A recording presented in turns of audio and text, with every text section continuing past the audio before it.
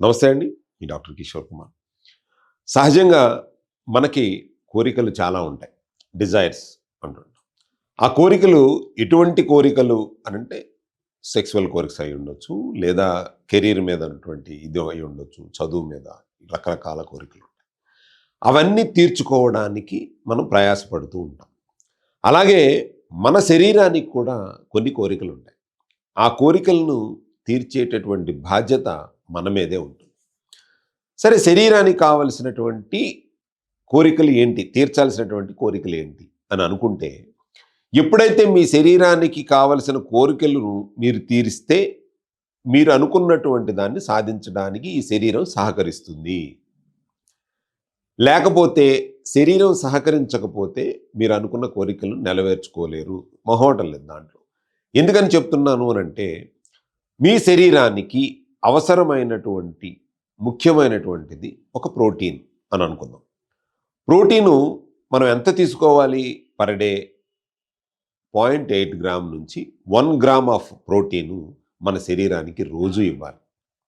అంటే ఒక 60 కేజీలు ఉన్నటువంటి వ్యక్తి 60 గ్రాములు ప్రోటీన్ను ప్రతిరోజు తీసుకోవాలి.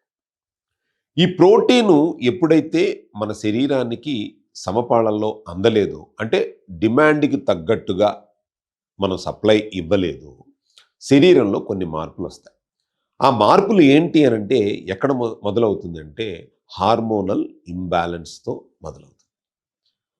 ప్రోటీన్కి హార్మోనల్ ఇంబ్యాలెన్స్కి ఉన్నటువంటి సంబంధం అది. మనం ఏమనుకుంటాము? మన శరీరం సహకరించట్లేదని అనుకుంటాం. అంటే ప్రోటీన్ వర్సెస్ సెక్సువల్ ఎన్హాన్స్మెంట్ అనే టాపిక్ కనుక మనం మాట్లాడుకుంటే, మీ శరీరం సహకరించాలి అనంటే శరీరానికి ఏం కావాలి? ప్రోటీన్ తప్పనిసరిగా కావాలి. ఎంత కావాలి? రోజుకి 60 గ్రాములు కావాలి. మనం ఇస్తున్నామా లేదా? మీ కోరికను తీర్చాలంటే మీ శరీరం దృఢంగా ఉండాలి. శరీరం దృఢంగా ఉండాలి అనంటే ప్రోటీన్ 60 గ్రాములు కావాలి. అది ఇస్తున్నారా? అది ఇవ్వకుండా మీరు అనుకున్నటువంటి పనిని సమర్థవంతంగా గనక చెయ్యాలి అని అనుకుంటే శరీరం ఎలా సహకరిస్తుంది? చాలా కష్టమైనటువంటి పని కదా శరీరానికి. మీరు అనుకోవటం వేరు, మీ ఆలోచన వేరు. కాకపోతే మీ శరీరం సహకరించటం వేరు. మీ శరీరం సహకరించాలి అనంటే గనక దాని యొక్క ప్రోటీన్ అనేటటువంటిది ముఖ్యంగా కావలసినటువంటిది. దాన్ని మీ శరీరానికి అందించేటట్టు చూడాలి. సరే సార్, కరెక్టే, ప్రోటీన్‌కి, సెక్స్‌కి సంబంధం ఉంది అని. ఎంత తినాలో కూడా చెప్పాను. మరి ఏ రూపంలో తీసుకోవాలి అని కనుక అడిగితే, మీకు ప్రోటీన్ అనగానే మనందరికీ గుర్తొచ్చేది నాన్ వెజిటేరియన్. నాన్ వెజిటేరియన్‌లో తింటే ఎక్కువ ప్రోటీన్ ఉంటుంది అని అనుకుంటారు.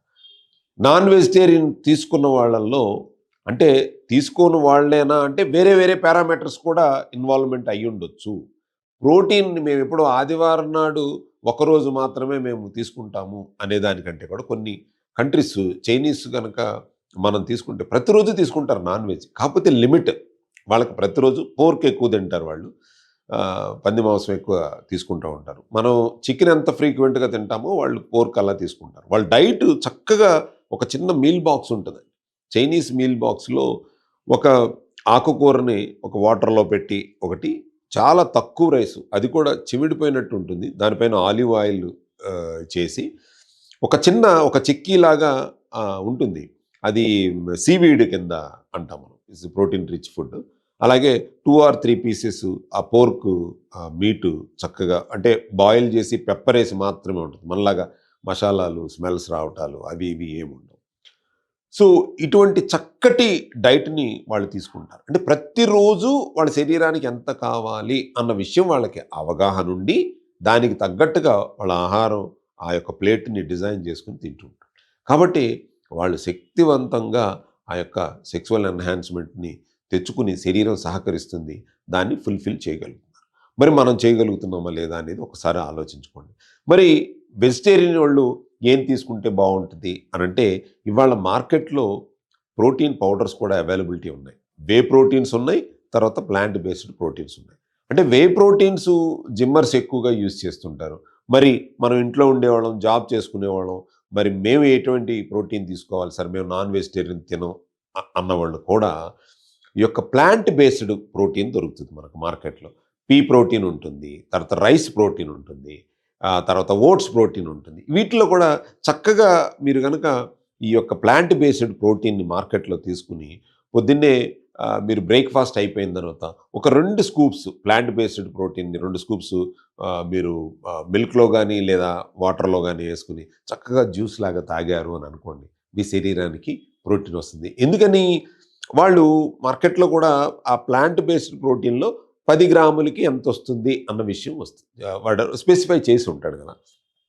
అప్పుడు మీరు సపోజు ఒక 20 గ్రాముల్లో 20 గ్రాముల ఆఫ్ ప్రోటీన్ ఉంది అని అనుకుంటే, ఒక అట్‌లీస్ట్ ఒక 20 గ్రామ్ అంటే మొత్తం 100 గ్రామ్ ఫుల్‌ఫిల్ చేస్తే శరీరానికి మంచిది. అట్‌లీస్ట్ ఒక 40 గ్రామ్ గనక పొద్దున్నుంచి సాయంత్రం వరకు 40 గ్రామ్ గనక తీసుకుంటే, ఒక 70-80% ఆఫ్ మీ యొక్క బాడీ రిక్వైర్మెంట్‌ని ఫుల్‌ఫిల్ చేసినోళ్ళు అవుతారు.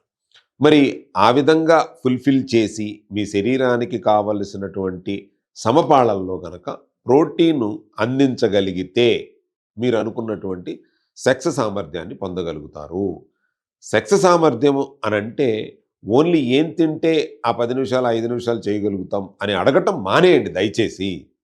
మీ శరీరం యొక్క డిమాండ్స్‌ని, రిక్వైర్మెంట్స్‌ని ఫుల్‌ఫిల్ చేస్తే ఆ శరీరం నేను అనుకున్నట్టుగా నాకెందుకు సహకరించదు అని అనుకోండి. మీ శరీరానికి ఏం కావాలో అర్థం చేసుకోండి. దానికి సమపాళల్లో మీ శరీరానికి అందించండి. మీ సెక్స్ సామర్థ్యాన్ని పెంచుకోవాలి అనంటే గనక ప్రోటీన్ చాలా ముఖ్యం. అలాగే లాస్ట్ వీడియోలో చెప్పినప్పుడు కూడా కొంతమంది కింద అడిగారు. డాక్టర్ గారు వాటరు ముఖ్యం అని అంటున్నారు. మరి ప్రోటీన్ కూడా ముఖ్యం అంటున్నారంటే, ఆ టాపిక్ ఇవాళ సందర్భం వచ్చింది కాబట్టి చెప్తున్నాను. అంటే సెక్సువల్ ఎన్హాన్స్‌మెంట్‌కి, ఆరోగ్యంగా ఉండడానికి ఏమేమి న్యూట్రియంట్స్ అవసరం, సూక్ష్మ, స్థూల పోషకాలు ఏమి అవసరం అనే దాని మీద ఒక సుదీర్ఘంగా మనం చర్చిస్తున్నాం కాబట్టి, ఈరోజు ఈ యొక్క ప్రోటీన్ వర్సెస్ సెక్సువల్ ఎన్హాన్స్ మీద మీకు ఒక మంచి అవగాహన వచ్చిందని అనుకుంటున్నాను. చూస్తూనే ఉండండి. నమస్కారం. అయితే ఎప్పుడైతే అంగము లోపలికి ప్రవేశిస్తుందో ఇటు పైన పై భాగంలో ఇటు ఇట్లా క్లోజ్ ఉంటుంది. ఇటు పైన పై భాగంలో ఈ క్లైటోరిస్ అనే స్ట్రక్చర్ ఇక్కడ స్టార్ట్ అయ్యి ఇక్కడంతా లోపల రూఫ్‌లో ఇట్లా ఇలా ఇది దూరం పోతుంది. అట్‌లీస్ట్ ఒక 2.5 సెంటీమీటర్ వరకు. అయితే ఇది ఎక్కడైతే ఇక్కడ ఉంటుంది. ఎప్పుడైతే అంగం ఇలా ప్రవేశిస్తుందో ఇందులో ఇది ఎక్కడంతా రబ్ అవుతది. అది రబ్ అవ్వడం వలన ఏమవుతుందంటే ఒక రకమైన సుఖం వస్తుంది వాళ్ళకి. ఎందుకంటే ఇక్కడ చాలా ఇమ్మెన్స్ అంటే చాలా ఎక్కువగా బ్లడ్ సప్లై ఉంటుంది. నరాలు ఉంటాయి. అంటే నర్వ్ సప్లై, నర్వ్ ఫైబర్స్ ఉంటాయి అక్కడ. Nerve excessive nerve fibres, nervous